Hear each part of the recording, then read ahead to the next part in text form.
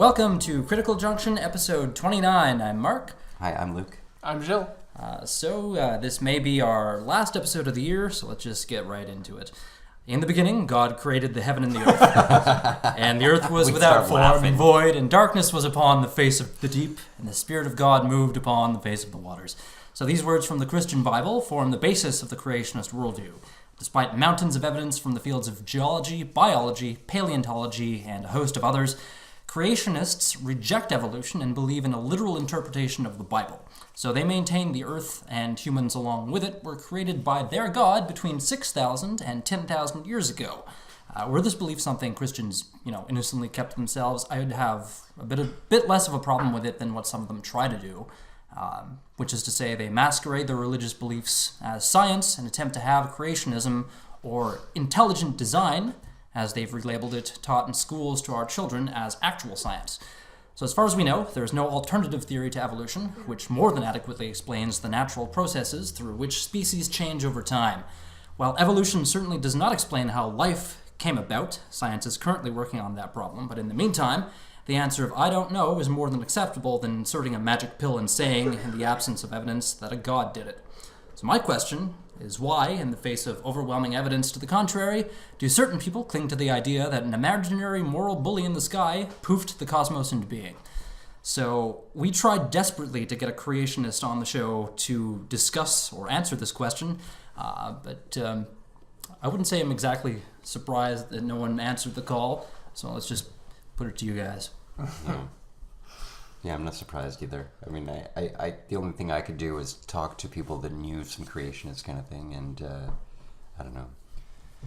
Not much to say. It's always about hitting that wall, where, I'm thinking of talking to my friend and talking about her mom being a creationist, and there's always that wall that they hit, and then it's all just, it's a mystery. Mm.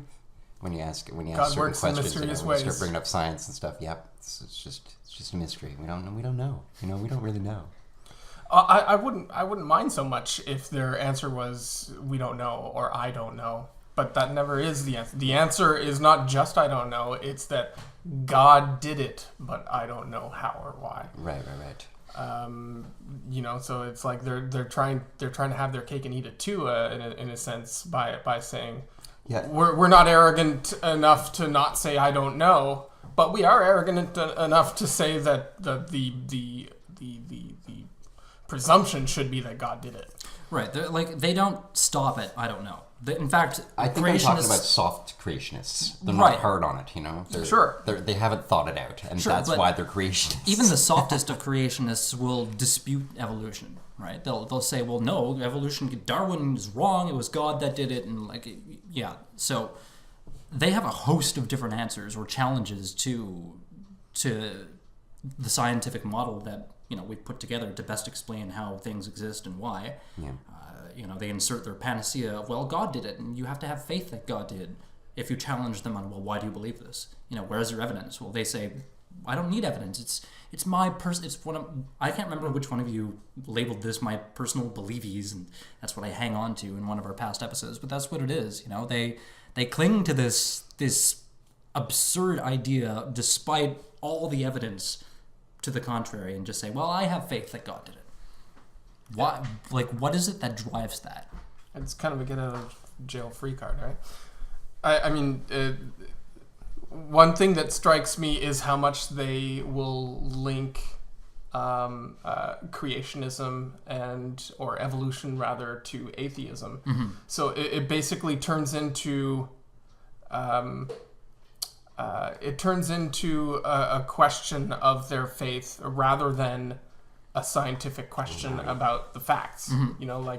When we have any kind of discussion, we have to first establish the facts, right?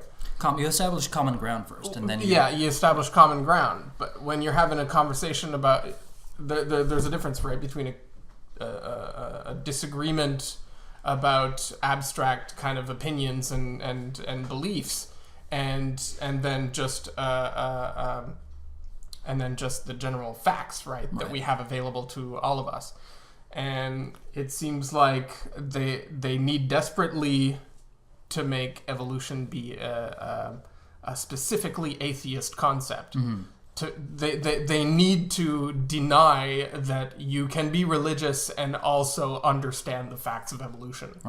Right. And that gets messy because some creationists will try to make the distinction between micro and macroevolution. They accept microevolution as just, minute changes within the organism, but reject the idea of macroevolution on the larger scale of speciation and that kind of thing. There's no such distinction. There is no distinction. As far as I'm aware, in the actual So scientific you're saying field. they've created a distinction to satisfy their own... Right, to try to reconcile their ideas of, well, God did it with the fact that species change over time. And my favorite dispute is evolution is only a theory. To them, they can't seem to understand what a scientific theory actually is. They never say just a theory when you're talking about the theory of gravity or germ theory or... It's just a theory. It's just a theory. It's really important to understand what a scientific theory is. A scientific theory is a model that explains a fact of nature, right? Yeah. Gravity is a fact of nature. The theory of gravity is the model we constructed to explain that fact. Right. Yeah. Just like evolution is a fact of nature. Species change gradually over millions of years. The theory of evolution is what Darwin labeled the model he created to explain that phenomenon, right? But to creationists who are dead set in their mentality of it has to be a biblical interpretation of, they understand theory as a guess or a hypothesis at best. That's not what a scientific theory is. No. A theory is a fully fleshed out model for mechanisms or I mean, it's nothing to do with a guess or a hypothesis. Like a scientific theory is what every hypothesis aspires. If it were a conscious thing, it would be what it aspires to become or graduate to. Like I have a theory. I have a hypothesis. I'm going to formulate a larger theory to explain that hypothesis, and I'll design experiments with which to try to disprove that. Mm-hmm. That's the entire scientific method. Then becomes, But if the hypothesis is proved, the larger theory that was also built up and would have also been proved with it doesn't suddenly become not a theory once it's an established fact. There's a theory that explains the fact. Right. Exactly. Yeah. That's the scientific model. Sometimes they say that there's some scientists disagree about evolution. Well, no, they don't. For the most part, scientists disagree on certain aspects of how the process operates. How is it that species change over time? And that's what they kind of disagree about. But as a whole, there is no alternative to the theory of evolution. Scientists do not dispute that fact. It's like when Richard Dawkins was first started writing The Selfish Gene back in the 70s. The reason why he saw a point for the book at all was because the established science out there about biology, which did accept evolution even then, sort of had a different focus for the theory or for the mechanisms, where they were focusing more on the individual. So they were talking about evolution by talking about individual examples of each species and things like that, or they were talking in terms of groups. Mm-hmm. So overall species and differentiation between the species. Whereas he thought that the focus should go more towards genetics, which was kind of burgeoning back then, right? And so that's what his contribution was to kind of bring the genetics into the conversation. So he was kind of focusing more on the much smaller scale of the genetic mechanisms for evolution. Right. Yeah, Selfish Gene, by the way, is awesome. Richard Dawkins, if you are listening to the show and would like to sponsor us for that plug of your first greatest hit, that'd be amazing. But no, like it's. These but things I think he prefers the extended phenotype. He kind of doesn't like that everybody just talks about his Selfish Gene It's another good explosion onto the scene there. Right. The one that made him famous. Yeah. In a way. Oh, that's like his hit song that he doesn't want to sing anymore, kind of thing. Kind of thing. The one he doesn't play at concerts anymore. Not Ring of Fire. He also regrets like the backfiring that has happened over the metaphorical term that he used, the selfish calling gene. it the selfish gene, because everybody. Now they assume the gene is conscious and is this thing that has its own drive, right? But that's Right, not right. at all what he was getting at. It's And and lots of creationist laymen have like tried to use that against him by deliberately taking it overly literally. So let's talk about cherry picking amongst creationists while we're on that topic. They'll take a sound bite from, let's say, Lawrence Krauss or whatever, and say, well, something can't come from nothing. In context, that's not what Dr. Krauss is talking about. He's talking about zero-sum energy. Nothing can just come out of a no-energy system. It doesn't mean nothing can come... we have to establish what we mean by nothing, first of all. Within our local universe, we do not have a nothing to compare. To say that nothing can come from nothing. We just... How do you know that? You can't know that because we don't have a nothing to examine to see if anything can come from it. Right? That's just basic logic 101. But creationists will make that claim and say that it's impossible for something to come from nothing, therefore God did it, right? Just because the Big Bang happened. Well, yeah, so we know the Big Bang happened. We may not know what caused it. We may not necessarily know that it happened, but it's the going theory. Okay, when I say we know it happened, I mean all best the explanation. evidence points towards that actually an happened. event. Yeah, So going that forward, occurred. Whether or not that's the actual beginning of the universe is another question altogether, and it's one that we don't have an answer to. But we can safely postulate that it's the beginning of our local universe. We don't know if it's the beginning of a greater cosmos or multiverse or whatever. of our observable the universe. state of our observable universe. universe. Right. But they'll say, we don't know how it happened, so God did it, right? God created the Big Bang at the very, very best guess on their part, right? But we can't make that assumption because we don't have a nothing to compare. Well, okay, so hold on. It's more so. It seems to be more so a continuation of an assumption. Like it has this belief in creationism is inherited, is it not? I mean, it. What do you mean by inherited? Well, in most cases, what do you think the case is? Like, are people inheriting these beliefs from a past of having believed it? I think, in a lot of cases, it's obviously. I think it's taught by the parents who also hold a creationist view. Right. They teach that to their children because it's part of their religious upbringing. They read the first part of Genesis, as I opened the show with, and say, well, this is how everything around us came to be. God is great and did all this stuff and rested on the seventh day. That's why we go to church on Sundays, to honor and praise the Lord Almighty who created everything there is. So if that's what you mean by inherited, then I think you in part are correct. Yeah. But it also has to do with, at least in the U.S., it's a propagation of that, but from a more top-down model. Schools teaching children in a lot of religiously based education systems. The more red states have a more religious meaning than it's others. been institutionalized Right. in a way that's... In a lot of ways, yeah, but there's also a lot of pushback. They mandated that it's unconstitutional to teach creationism or intelligent design in classrooms because it's veiled religion. In public school classrooms. In public schools, yeah. That's the Kitzmiller versus Dover. They Nova or PBS or something had a documentary about that case. And that was in 2005, and it kind of coincided actually with the resurgence of the new atheist unquote, movement. the new atheist movement. Right. So I mean, yeah. I find it funny how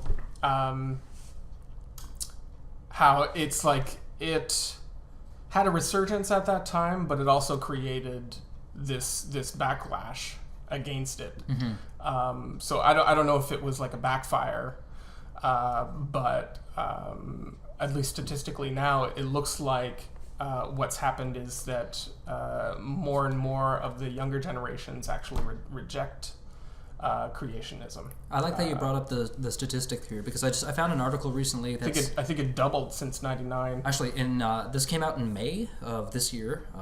So according to the article, the headline is, "In the U.S., belief in creationist view of humans at a new low."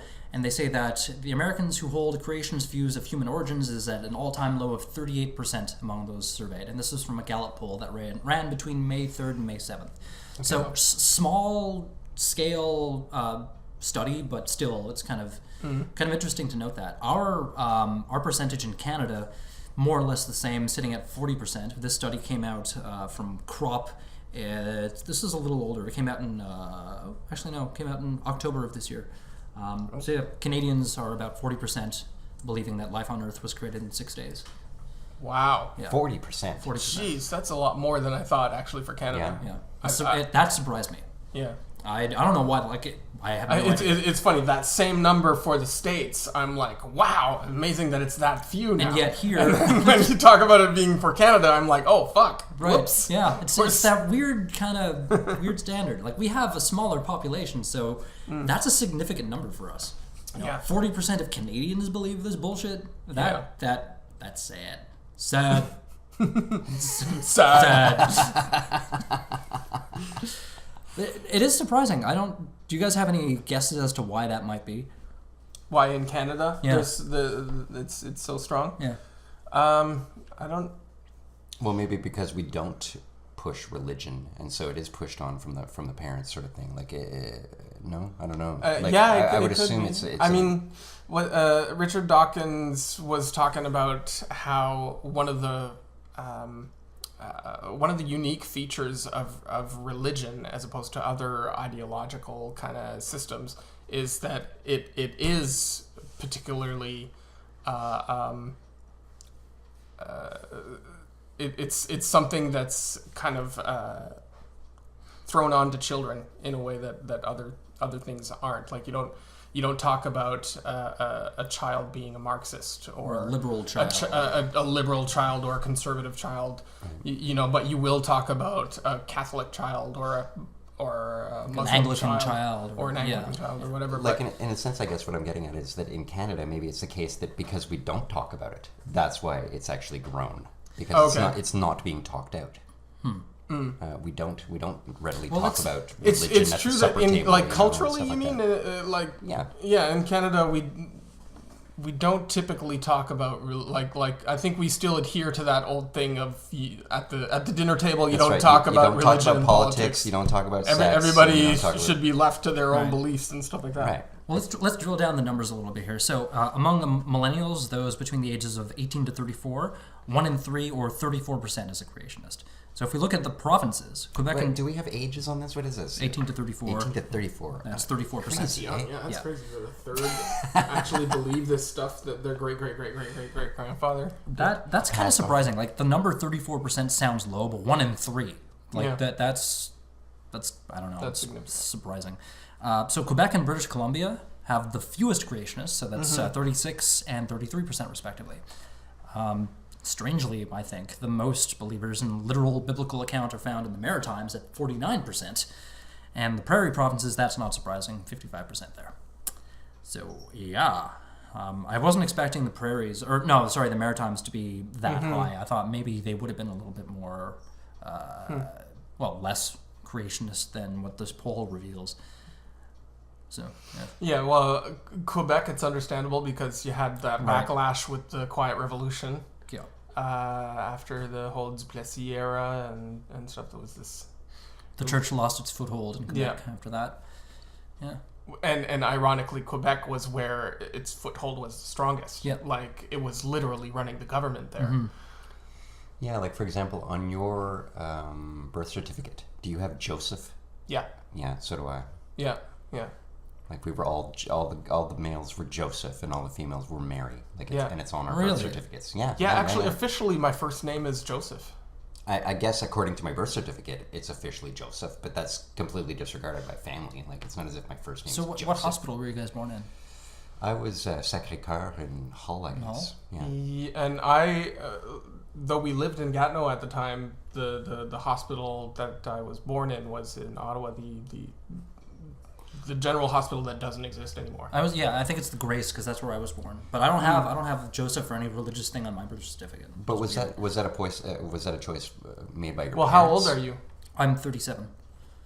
Okay. Aha! I don't know. I don't know. I wonder if there was like a change in the standard that year? between the 3 or 4 years to Well, could between us. could it have been your parents that put Joseph on your birth certificate, kind of thing? I mean, it could be. I I know in my case I asked, and it was most certainly the priest. Like it was put on by someone else, kind of thing, not my parents. They did not choose it. It was just automatic, basically. Yeah, I mean, I guess they knew that I would be baptized, right? And so they just wanted the birth certificate and the baptismal certificate to match or something. Right. But it's funny because neither of my parents are particularly religious. Neither of my parents are religious either.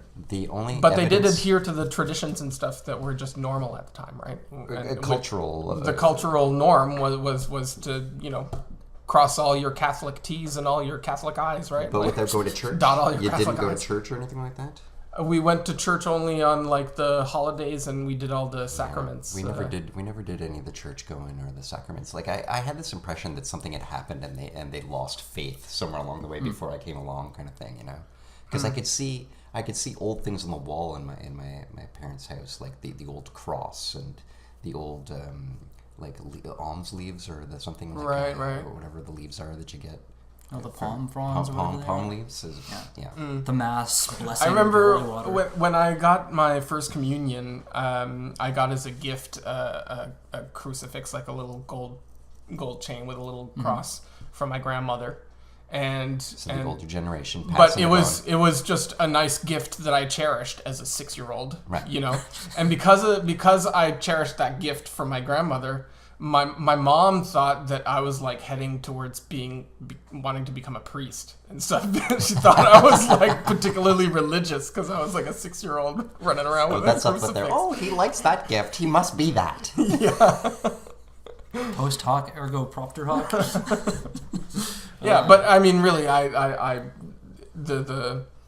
the meaning that thing held for me had nothing to do with the doctrine of the religious doctrine that it represented to other people. It had to do with the fact that it was a gift from my grandmother. It's a shiny from your and grandma. It was shiny. And I knew it was valuable because it was gold. And Right. yeah. Okay, so another one of my favorite creationist claims here is, if humans descended from monkeys, why are there still monkeys? Okay? Why? Well, that's like saying, if I have a sister, why do I still have parents? Or something stupid like that. If the American colonies seceded from the British Empire, why is there still in England? Right. If there are chihuahuas out there, why are there still wolves? There you go. Right. I like the Britain thing. I've never heard it put that way. I'm going to use that from now on. I love it. But okay, That's the exact same logic. Yeah, it's the exact same logic. We did not come from monkeys. We share a common ancestor with monkeys. Yeah. Just like the British colonies have a common ancestor in Britain. Okay, so it seems very evident to us that in order to believe something like this, you have to therefore ignore what we're going to call facts. Like you're ignoring aspects of science, kind of thing, to in order to believe it. So what can the threat possibly be? Why? The threat would be the dismantling of their worldview, and that's something they cherish and hold deeply. They can't. Yeah, it's so and it's not ingrained just in about a worldview either, right? Because that's just kind of like more something that has to do with opinions about things. I think it has. I think the more significant idea there, or the thing that makes it threatening, is because of religion's link to identity. Mm-hmm.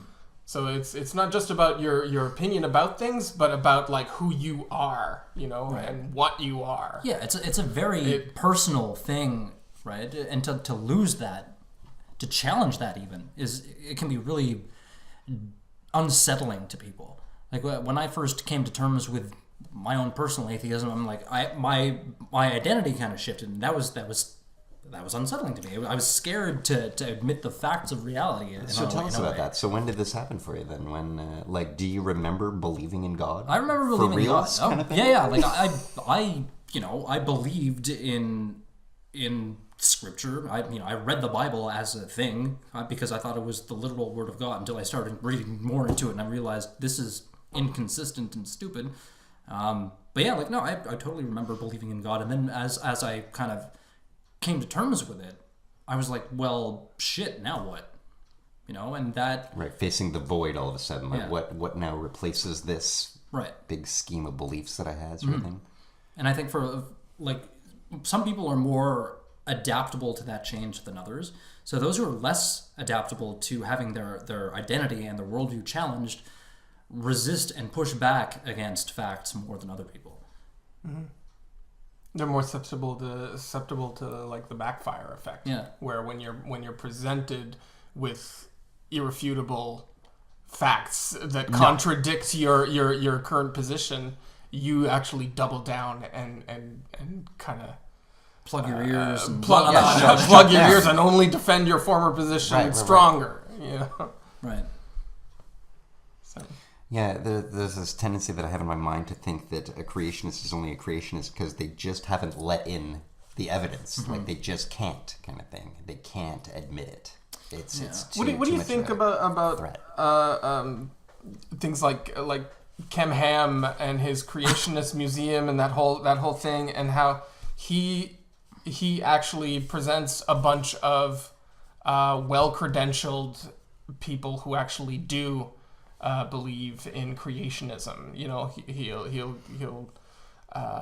He'll talk about I don't know, like a microbiologist who's actually a creationist, or well, see, this goes back to what we were talking about on one of our previous episodes. Just like because people who are working, yeah, sure, but just because you are an expert in a scientific field doesn't make you an expert on the all universe. scientific fields. Or right. Like, yeah, I'm a microbiologist and I believe in God. Well, then you're wrong about God, because you don't, like, you can provide mountains of evidence to support your thesis on microbiology, but you can't do the same with a God claim. There are no God claims that have been able thus far, in my opinion, to meet that burden of proof. And appealing to those authorities, appealing to microbiologists and people working in other scientific fields, it looks pretty, but it's just window dressing. It's a classic appeal to authority type. But it's frustrating that someone with that kind of education and expertise doesn't seem to recognize the narrowness of their specific field of study, and they don't recognize when they're overstepping that by. Or not only overstepping that, but also using their credentials as some type of authority to speak about something that's actually outside of that narrow purview of microbiology. It's the Deepak Chopra effect that we keep bringing up. Medical doctor, but I believe in quantum consciousness or whatever the fuck. Well, see, I'm able to listen to this guy and understand it more as a parable, much like how the Bible is but supposed not to teaching be it as perceived. he's not teaching it as a parable. And he's specifically saying that it's not just parable. Okay, yeah. Isn't he? Right? I don't know. No, he is. He's like, our thoughts affect the quanta in the... No, they don't. That's not a thing that happens. Because you're saying that as if you're quite certain that it doesn't, whereas it may possibly, until there's evidence. He's making the claim. He's making the claim. Therefore, the burden of proof rests on him, which he's thus far been able to provide. Right. He just. But what I'm saying is, he just shits out this nonsense. The way you're talking about it right now, you're quite certain that it's not the case. Whereas you could be open to it. If he demonstrates the evidence in a controlled lab setting that his thoughts can affect quanta, sure. I'll open my mind to that. Yeah. But so far, I'm as certain as I can be in the absence of that evidence. That's not the case, right? It's just and he doesn't appeal to evidence. He appeals to. He just asserts shit. That's just a bald assertion that I'm gonna think the universe into becoming what I want it to be. Yeah, he appeals to deepities and sort of pretended wisdom. The Deepak Chopra effect. Is this something that you've coined? I don't know. I'm gonna. It's a verb. It's not out there. It's now a verb. The Chopra effect. If it's not out there, I'm taking credit for it. Chopraing. He's Chopra. Totally Chopra that doesn't debate. Flow very well though. No. Dude, he Chopra that event hardcore. Just choping. Choping. Chopra. So another creationist claim. Forget it. Evolution cannot explain how life first appeared on Earth. So what? That doesn't make creationism valid. That's just kind of a good old fashioned straw man. Yeah. Oh yeah. Isn't it though? It's just trying to It's a red demolish the other person's position by ascribing something to their position that they never actually pronounced to begin with. I'm torn between saying it's a straw man or a red herring that they just throw in there to kind of derail the rest of the conversation. Well, so what if evolution can't explain how life started on Earth? That's not the job of evolution to do that. You know? Yeah. What about biochemistry? How about that? How, like, the other fields are working on answering that question. Yeah, so yeah. why does that enter the conversation when you're talking about this kind of thing? It's completely irrelevant to the observable process that we are talking about. Mm-hmm. Which is that after life exists, this is something that obviously happens. Evolution. I'm sure there's other cases in our life where we do, in a sense, have a belief first and then try to map out the reasoning around it afterwards, sort of thing. Because it really does seem to be the case of that. Like, the belief first and then try and figure out how to work it in to suggest that it's the reality, sort of thing, you know? And everything's at war with that. So evolution would be at war with, you know, it's all presented like it's a big battle. Like someone is... Well, it is a battle. Like, the creationists are pushing back against the facts of reality by inserting this God claim that they can't prove. But that's just it. The scientific method is kind of inherently incompatible with that kind of intuitive worldview. You know, where you start from your intuitions and your preconceived notions and your traditional taught values or whatever, and then you try and prove those or something. The scientific method is all about kind of testing any hypothesis, right? It's all about not having complete faith in your preconceived hypothesis. It's also about falsifiability. Like, if you can design a test that would, under other circumstances, disprove your hypothesis, then you're onto something, right? But just because you can't falsify a god, that theory falls apart. It's not even a theory, but the idea of creationism falls apart, right? Creationism, by its very nature, is unfalsifiable, because how do you test the God claim? How do you? How can you do that? Yeah. Right? If you posit a universe that was created by God, how can you devise a test to prove that false? It all seems like gassing. Like it's just people making shit up. Like it's just not true. And gaslighting or gassing? Gassing, like as in like it's empty. Okay. It's just being made up. Yeah. It's a bunch of hot air. But I there's all sorts of things that, in a sense, you can't say anything about. You can't really have a conversation about God that makes any sense. It's all gassing. We're just making shit up, you know. Have you guys ever encountered a presuppositionalist? Like a Christian apologetic presuppositionalist? Because presupps are just they're the worst. Didn't the atheist experience guy Matt Dillahunty have like a debate with one of the Saitan Bruggencake? That's the one. Yeah. It's what they do is they presuppose super frustrating. Oh, it's unbelievable. Like his whole this Bruggencake guy's whole position was that everybody believes in God, and if you deny that, you're just repressing your belief in God. And then every argument he reading the Quran kind of says some stuff like this as well. Really. Sure, but his thing is whenever anyone challenges him with an opposing view, how do you know that? He just laws his way through the argument. Well, how do you know that to be true? How do you know that? How do you know? And it's this infinite regress that you just can't get around. And he's like, well, you're wrong. I'm right because I know I'm right because I know I'm right. Logic. Every one of his arguments is circular. Like, I am right because I know I'm right. I'm like, I know God to be real because God is real. That's his whole thing. And it's so frustrating trying to debate one of these people. It's no use there is no debating. debate. Yeah, there's no debate. There's no discussion there. Well, it's like Ken Ham too, who always resorts to, well, there's a book, right? It's in the book. The book is true because the book says it's true. The book is true because it says in the book that the book is true. Yeah. Completely circular logic, and like no matter how you try to argue around that, they'll throw the book up, and it's like their magic shield of it's in the book. Yeah. It's just pointless to debate a precept. Because Slavoj Žižek brings up this idea in terms of the more fundamentalist, extremist religion believers, in the sense that he suggests that their extreme actions of violence are in a sense a proof that they don't truly believe, because they wouldn't be threatened if they did actually believe. Right. So it's actually psychologically proof that they actually don't believe at all, sort of thing. Yeah. And yeah, that is the case in the point with the creationists, because they're threatened. Mm-hmm. And if they actually did believe and truly did believe, they wouldn't be threatened at all. And in a sense, there would be nothing to talk about, and you wouldn't even have to talk about it. Yeah, there could be something to that. I mean, I think that's I agree with that, but I can see how you might not agree with that, or how somebody might not agree with that. How somebody might just think that,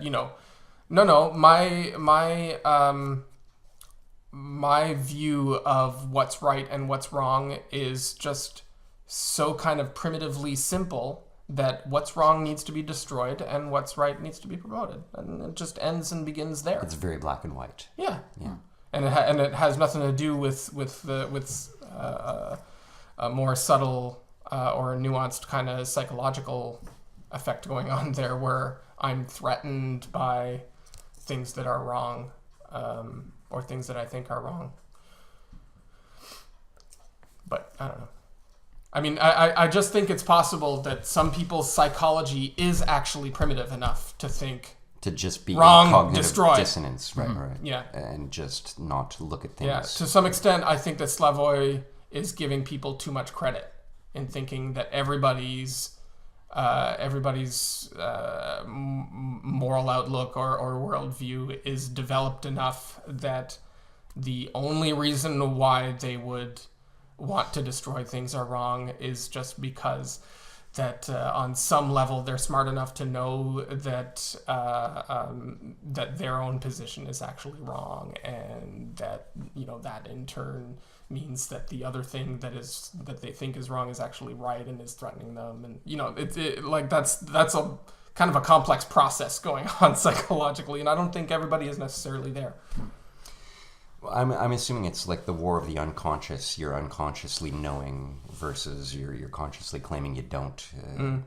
I don't even know what I'm talking about anymore. Well, all right then. Yeah. So, okay, following the... you brought this up earlier, but the Ken Ham, Bill Nye debate. Yeah.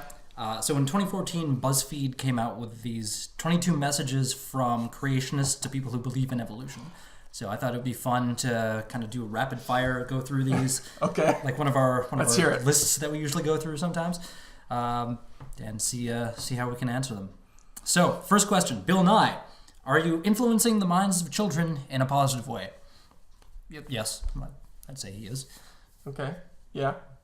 Sure. Yeah. Yeah, of course. He's great. Introducing them to the value of curiosity and scientific inquiry. And yep, for sure. I think he's just promoting an appreciation for education. Yeah. He's been doing that for years. I mean, like his new show was just his Netflix show that was just renewed for a second season. Was it? Yeah, he's not. That got a lot of backlash though, because there was some SJW stuff or whatever in there, right? What's SJW? The gender thing, the gender episode. Thing. Oh yeah. He got a lot of flack for promoting the gender spectrum. So why? What was the flack? The fact that the premise of his show that talked about gender actually accepted that gender is a spectrum rather than a binary thing. Oh, okay, right. Yeah. So people didn't like the fact that he was that progressive. How dare you challenge my old Exactly. archaic? There are boys and there are girls. It's a toe. It's only toe. It's a penis. But it seems very much the same as the creationist thing, right? Like you are threatening my worldview. Oh yeah. No, absolutely. This is exactly the same kind of religious thinking that affects both. I think.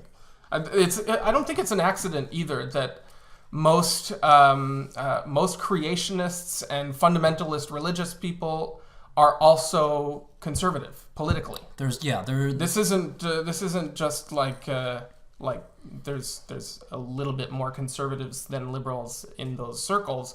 Like they map over each other.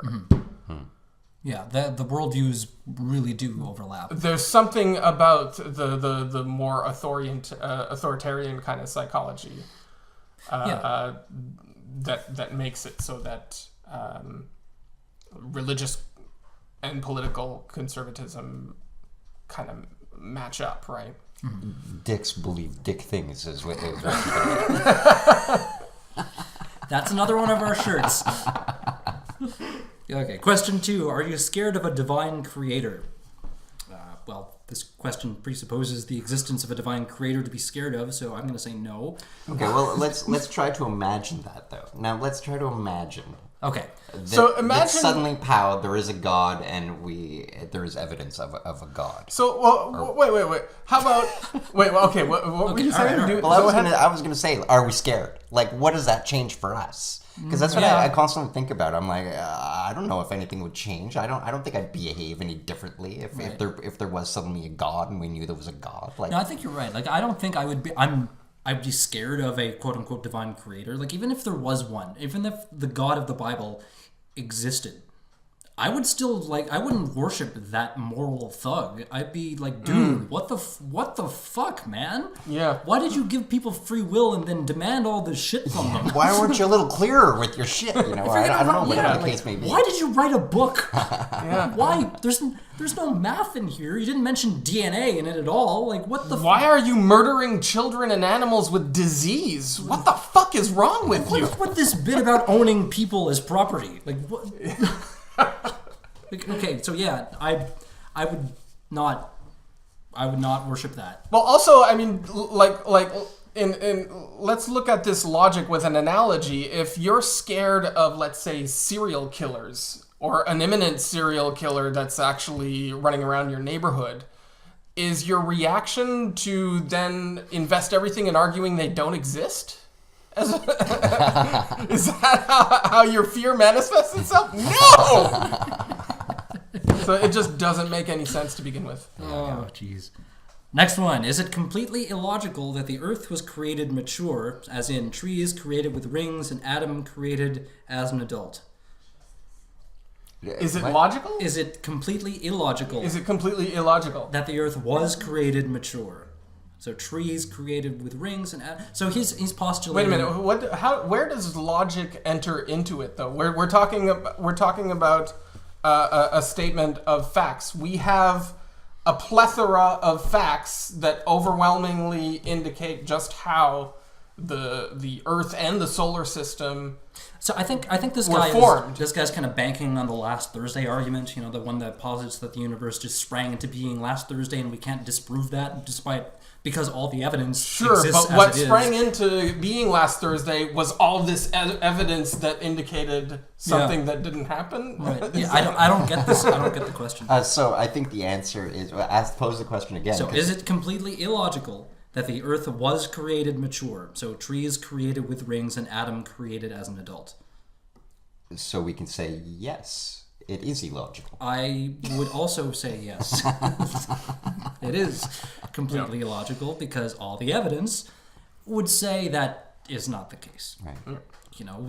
Just look at the geological record for fuck's sake. Look at redshifting of galaxies. There's light older than our planet, so how can the planet be 6,000 to 10,000 years old? Yeah. It just, you can't. No, it doesn't make, so yeah, it's completely illogical. It would make sense, though, that the in the sense that petering out of these old archaic ideas like God, as defined in the Bible, sort of thing. Because we can have other definitions of God, but that opens up a whole other can of worms, kind of thing. So going with this old view of God, you can vagarize the definition of God so much that it's suddenly reasonable. But it also has nothing to do with what's actually... like the God is love argument, or the God is energy, or whatever. Or being. Or consciousness. Yeah. So question 4. This one's worded strangely, but does not the second law of thermodynamics disprove evolution? No.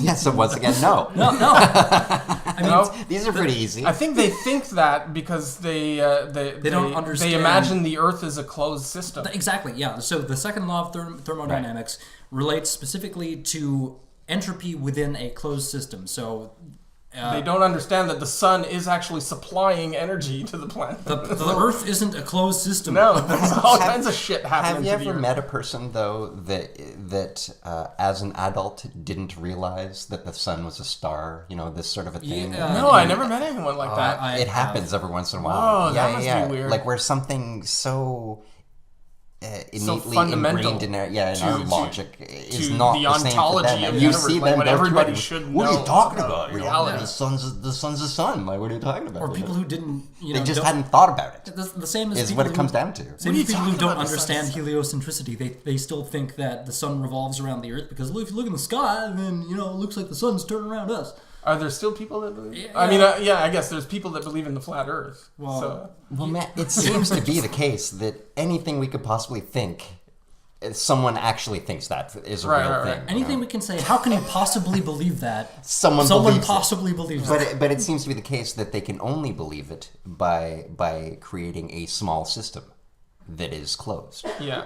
And they refuse to open that system to reality is basically what it comes down to. So yeah, they're just refusing. No. So yeah, no, the second law does not disprove evolution. I don't see how it could. They have because of the entropy thing, right? So that you can't get more complex. Do we have a full description of the second law of thermodynamics? We should probably look that up. But my understanding of this argument from the creationist perspective is that if evolution were true, then the second law would disprove it because things become more organized or more complex in evolving species, whereas the second law would say that entropy would take over and things would get less organized. But again, the second law of thermodynamics applies specifically to closed systems and energy transference, which translates into entropy therein. Yeah. So here's a source from GSU. In any cyclic process, the entropy will either increase or remain the same.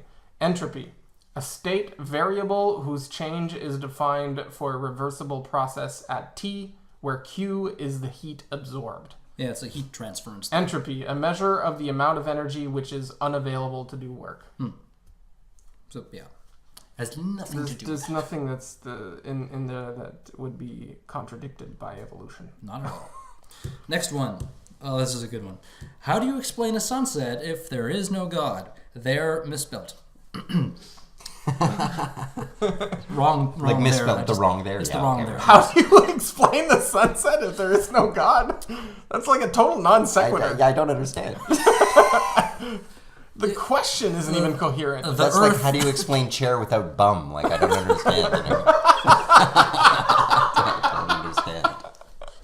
Well, actually, that's actually more reasonable. That makes more sense. I'm sorry. chair is designed to hold I a bum. mistakenly made more sense You than a creationist. Could that be a shirt too? How do you explain a chair without bum?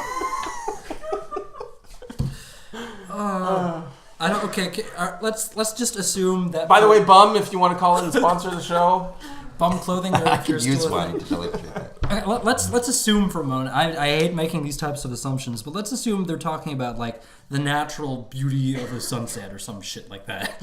How do you explain Or that? some shit. I want to make sure I disregard it a little bit first. Yeah, okay. So you don't need a god to explain that. It's just natural processes create things that we consider aesthetically beautiful. You're right. Like, what is it? Everything beautiful is God. That's God. Like, everything's God. Right.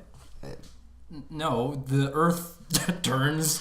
I mean, and when you sun think sets. about it, they're basically making the assumption that beauty, as a concept, is inherently godlike.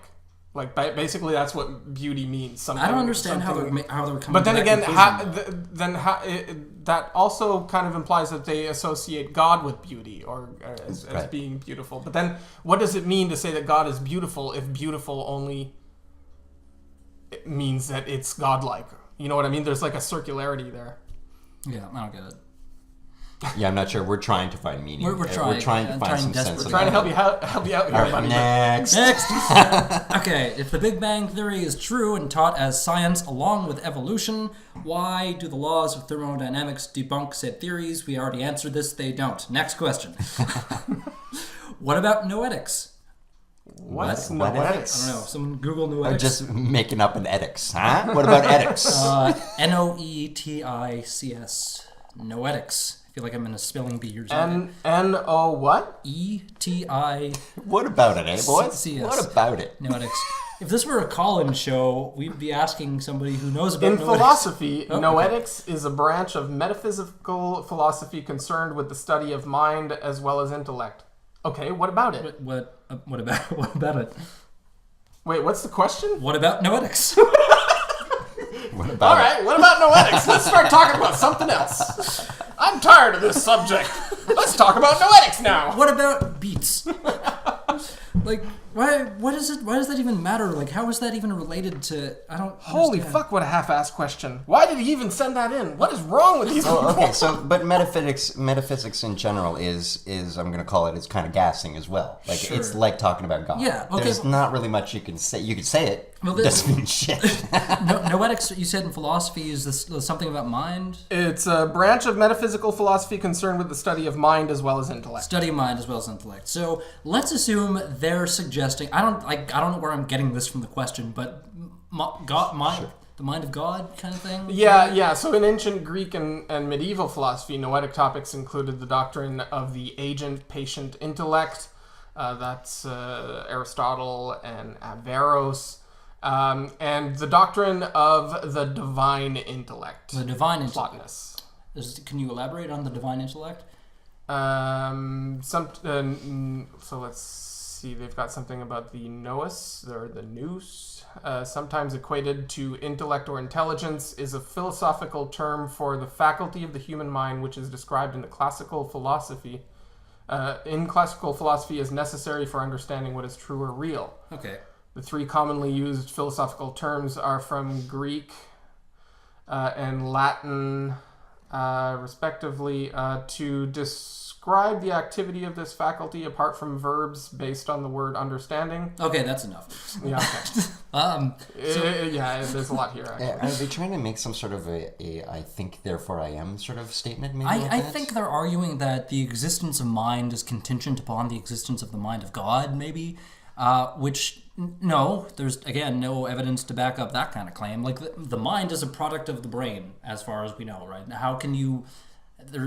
neuroscience would tend to agree with that. Yeah, so they've got, like, these spheres. They understand the cosmos in terms of, like, these different spheres, and the outermost sphere has its own intellect. Oh, all right. I don't... A cosmic equivalent to the human mind. How do you prove that? Basically, this is like one of those redefining God to be Right. like intellect of the In universe. redefining God, we could probably come up with some good ones, kind of thing. But that's just another story. If you redefine it, then why do you even need the term anymore? Like, if you redefine God as being the universe, then we'll just do away with the word God. Well, not only that, but don't they want to say that God created the universe? Sure. And then what they're saying is that God created himself into being? Is that what they're arguing? I don't know. I've never heard them actually say that, but that's what they're implying. If they want to say... Well, that being created being, we could say. Sort of. I don't know, but all this question says is, what about noetics? My answer is, Right. what about it? What about it? Exactly. Yeah, you fucking create a coherent argument, please, and then we'll talk about it. Number 8. This is a decent one. Where do you derive objective meaning in life? Well, okay, why does there have to be... We have talked about this. So I don't think there is objective meaning in life. Meaning is something... Like inherently that we ascribe meaning to what we consider to be meaningful. Meaning is inherently a term that's related to a subjective mind. Yeah.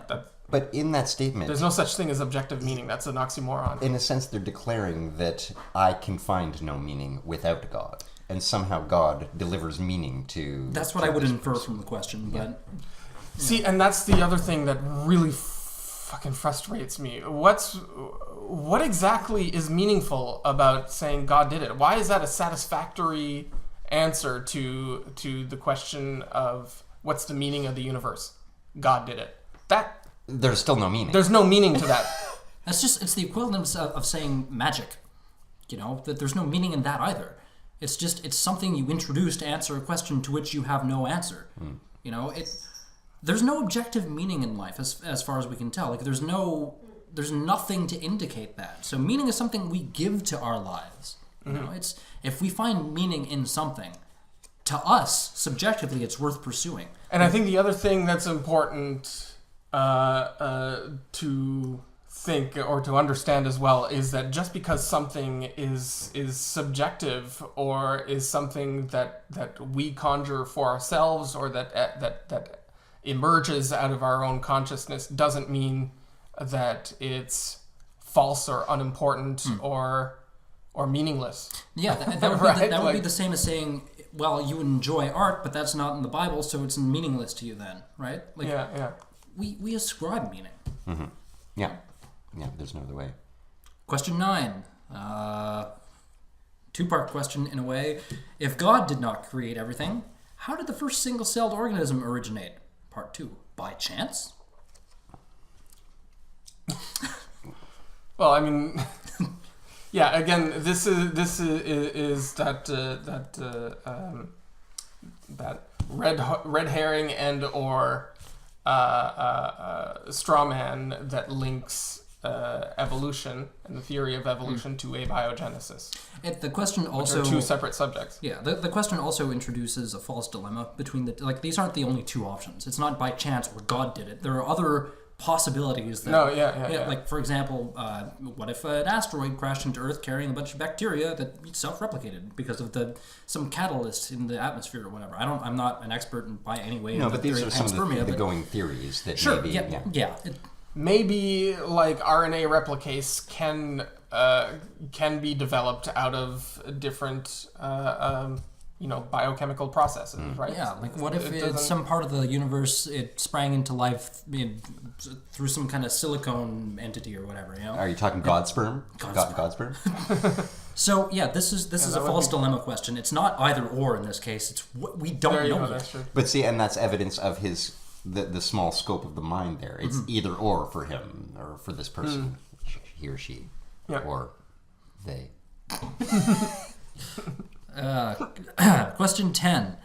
I believe in the Big Bang Theory. God said it and bang, it happened. I need more hands with which to palm my face. Well, okay, so they're saying God created evolution? God said it and they're kind of fighting both wars there. Well, they're saying the Word of God created the Big Bang, I think. Yeah. Not even necessarily. They're not even necessarily conceding the actual Big Bang. They're saying as an alternative to the Big Bang, God might have created everything as it is now, and that was a bang. There might just be. Well, okay, this isn't a question. I believe they're being cute. Yeah, right. I believe in the Big Bang Theory. God said it, and bang, it happened. Not a question. Next. At number 11, why do evolutionists, secularists, humanists, and non-God-believing people reject the idea of there being a creator God, but embrace the concept of intelligent design from aliens or other extraterrestrial sources, I think is what that says. What? Since when do we don't believe in intelligent design from aliens? What is that about? That's a big blanket statement. There might be some people who do, but as a whole, I would tend to say that the majority of us don't believe that. Like, there's the idea that we just mentioned of panspermia, in that something extraterrestrial, for lack of a better term, smashed into the Earth carrying bacteria and something happened.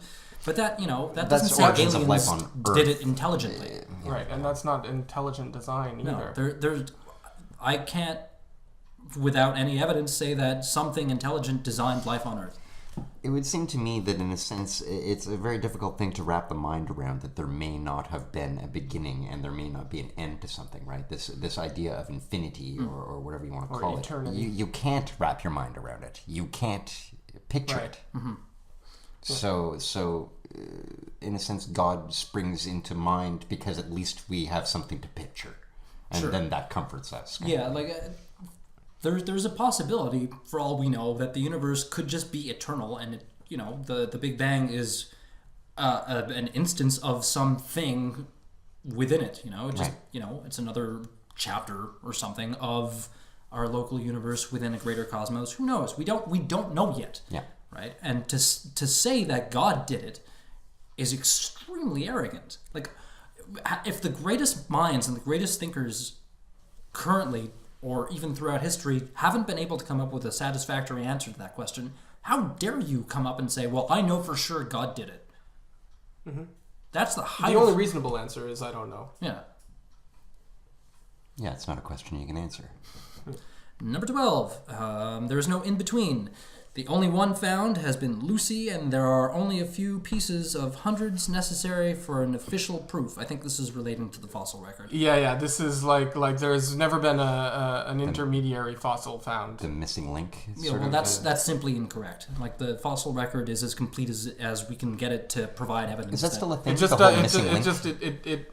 It's like somebody is incapable of like kind of flipping that switch in their mind so that they understand that every single fossil that's ever been found is a transition fossil. It's like that episode of Futurama when they're debating evolution. Like, well, where's the in between for this one, and where's the in between for that, and the in between for this, and it just keeps getting smaller and smaller and smaller until finally they're like, well, I don't know. Well, aha! You don't know, so it's false.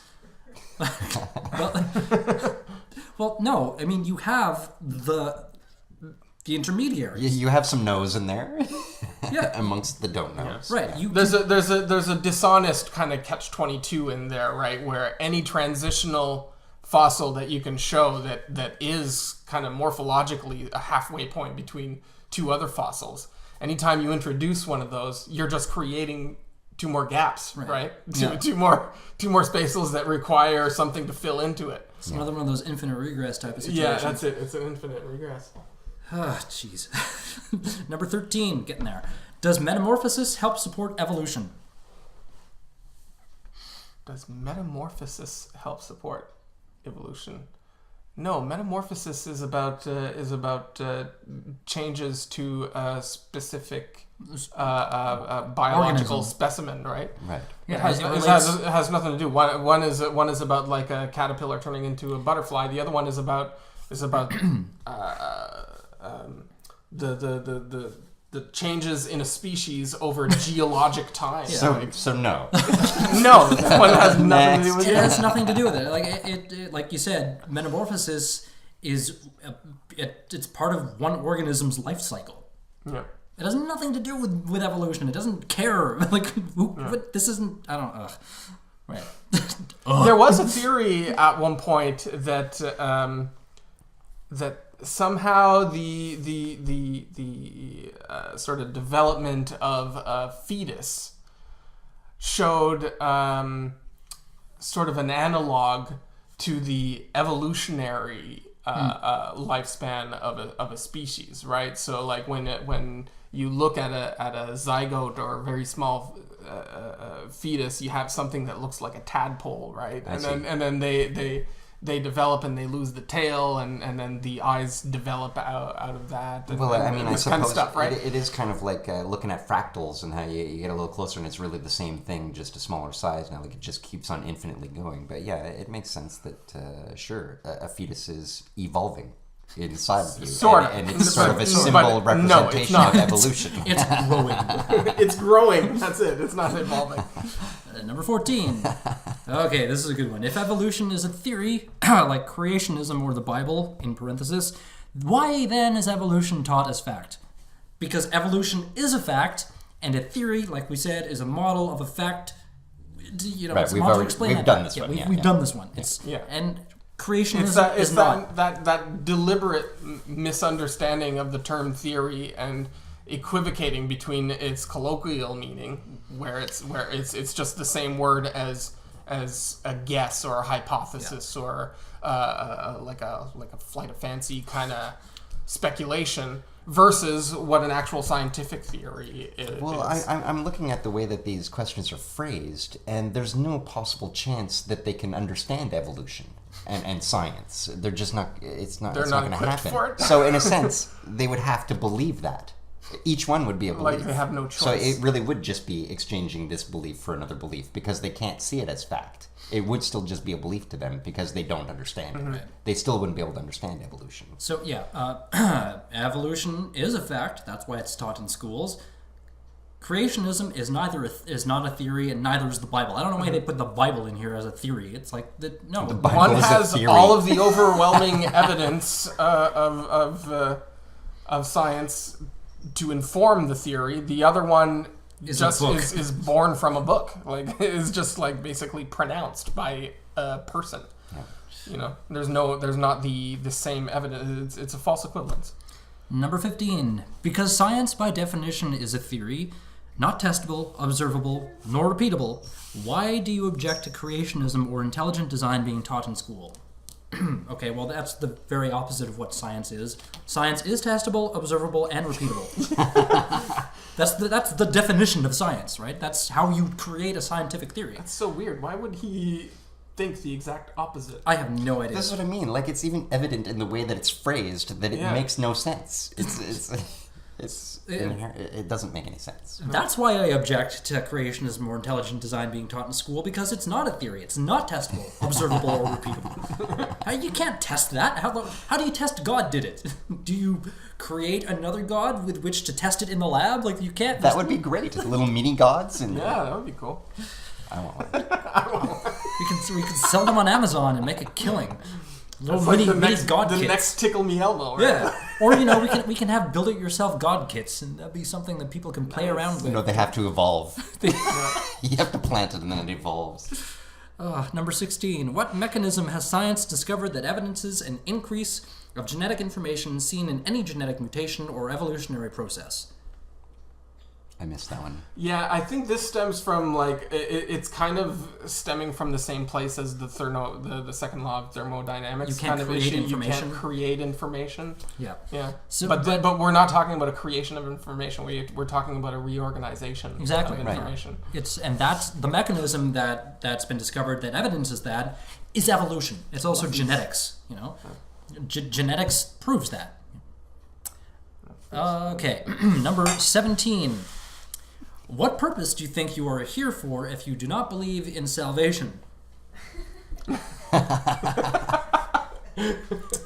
What purpose do you think you are here for if you do not believe What's in the salvation? purpose of salvation? Like we can play the infinite regress game too. Right. Well, what's the purpose of being saved? So that you go to heaven. What's the purpose of that? So you can be with God. Why What's would the I want purpose to be with God? Wait, what's the purpose of that, right? Yeah. Again, just like the objective meaning question, my purpose in What's being the purpose of God? here... Right. Look, like... What's the purpose of God's purpose? What's the purpose of that? But again, like the objective meaning question, we ascribe purpose to our existence. To me, my purpose is to learn as much as I can about the universe and why I'm here in the small space of time that I have. So a seeker of truth is what you would call yourself. Let's go with it. I like that. I'm going to label myself as that from now on. That's the purpose that you've declared for yourself. That is my purpose. Number 18. Why have you found only one Lucy when we have found more than one of everything else? I think we answered this one already. Yeah. The fossil record is complete, or more or less enough to be credible. Can you believe in the Big Bang without faith? Yes. Because there's because you've only arrived at the idea of the Big Bang from the evidence. Right. The evidence points to a Big Bang. Mm-hmm. And if there's another credible theory... Ironically, the Big Bang, the name of the Big Bang... The Jesuit priest who came up with the idea. Yeah, and I think he uttered it derisively. Like he was basically mocking it. What, was there a Big Bang? Big Bang? I like it. That's the theory now. I like it. So, yeah. Write that down. Hold on. So how can you believe without belief is basically... No, how can you How's that believe... phrased? Can you believe in the Big Bang without faith? Yes. Yeah. Because I don't have to... Faith is the label we give to something we believe in without sufficient evidence. Right? So remove the word faith from that, and the sufficient evidence that we have points to a Big Bang having happened 13.8 billion years ago. In a sense, we're declaring it's not a belief. It is not a belief. Right. Not in the way that they're using the word faith. Number 20. How can you look at the world and not believe someone created it or thought of it? It's amazing. Yes, it is. It is amazing. It is. Why sure, why are the only amazing things created things by that God? have to be created by a conscious mind? Like in a sense, what they're saying is That seems so kind of petty and like closed-minded in terms of what can be remarkable. Yeah. Yes, the world is amazing. Like it's kind of anthropocentric in a sense, because you're only seeing things in terms of a conscious mind creating something. Like that's your own experience, right? We're ascribing the word amazing. Only things that somebody does are cool or whatever. And this amazing thing is completely subjective, right? Yeah. Are trees amazing? Maybe some people think so. Yeah. What about a rock? Depends on the rock. Who knows? well, of course they're amazing. You know, Yeah. it's all pretty amazing. Yeah. But even if I don't know where they got this idea that materialists aren't capable of awe Thinking things and are appreciation. amazing and having their minds blown by Yeah. science. Say, Where you did know? that idea ever come from? No. I can be amazed by Like the only reason why you would subject yourself to 8 years of like I think really that's just a case of you're not me, so annoying you can't school possibly experience what is I'm if you have a experiencing. passion for yeah, like I can look at a supernova and think that's amazing, and not think a god did it. Or that recent supermassive black hole that they discovered. Yeah. Have you heard about that? The- Amazing. The quasar. Where they can't figure out how it could possibly exist. How did it exist at this point in the evolution of the universe? Of the universe, yeah. That's amazing. Yeah. But I don't think a god did it. I don't know what to think. I don't know. Right, we're not Yeah. attaching God to it, is all we're doing. Like, we're why- just not going there because we don't believe. I guess. And you know what? If you ask me, if we were to be able to prove that there is a God and the God is what did that, all of a sudden the amazingness is gone in Right. my mind. There's nothing amazing about that. Like, so shit, that thing did it? Oh, damn it. Well, That's it? Well, then Okay. our curiosity would just go somewhere else to I guess, Yeah. God. So what is this then? who And then created that we'd, thing? we'd be looking scientifically at God. Yeah. yeah. I would certainly like to, like, if there were evidence to support a God claim, then I'd like to investigate that claim further. I'd be like, well, where did this entity, this powerful being come from? What created it? Sure. You know? And what are the limits of this thing? And that would be a whole new branch of science. We could tack on the word theology to a new scientific branch, and that'd be really cool. But we don't have that right now, so we're not going to. Number 21. Relating to the Big Bang Theory, where did the exploding star come from? They think it's a star. It's a star. That's what they think. Okay, so no. No. The singularity isn't just the sun. And we don't know where it came from. Right, this person thinks No. the Big Bang is an exploding sun. Yeah. Like Okay, we don't know where what caused the singularity to expand. Did they even But say we sun or star? They Did say they say- star. I can't, Oh, okay, okay. Where did the exploding star come from? Well, it wasn't. It wasn't a star. It wasn't shining anywhere. Right, so they just don't understand science. Sure. That's Like, it. the scope is small.